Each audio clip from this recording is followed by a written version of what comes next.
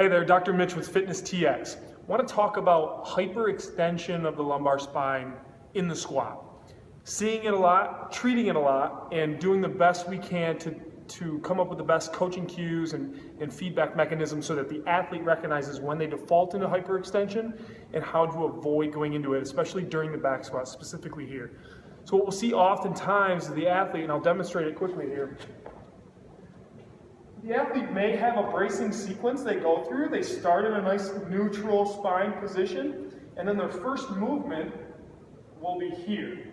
Now you'll notice my chest doesn't move, but my hips shift posteriorly, which means that there has to be movement occurring at the lumbar spine region. And if you look closely, the spine is just collapsing into hyperextension to find some stability and begin initiating the squat. So essentially what we did is if we looked at the low back from the side angle, a nice braced neutral spine position, and the first movement just kind of collapses all the vertebrae down on one another, and then we went ahead and loaded that axially with 100, 200, 300 pounds, and just starting to magnify the issues around the lumbar spine and low back.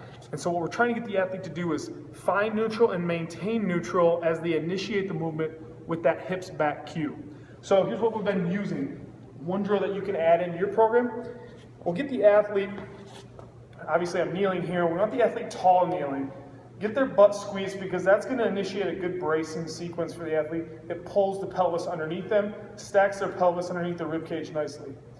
Once they're here, I'm going to have the athlete essentially just rock back onto their heels, sit their butt down on their heels, and come back up, maintaining a good braced stomach position, a good core neutral position. Squeeze the butt again, rock back on their heels, and back up. If they need contact cues for this, if they're having a hard time pulling that off, a PVC will work fine, getting it behind their back, one hand on their low back, one hand up by their neck, trade hands here, so that they have contact cues now with the PVC pipe, maintaining contact with their mid-back, low back, and their cervical spine, and then they're just going to rock back and come back up.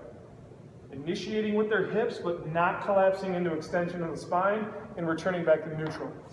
This drill will translate really well when we get the athlete to standing, and so they understand how to engage with the hips without collapsing the spine into hyperextension. Try this out with your athletes, try it out with yourself if you have this issue going on as well. Let me know how your squat improves.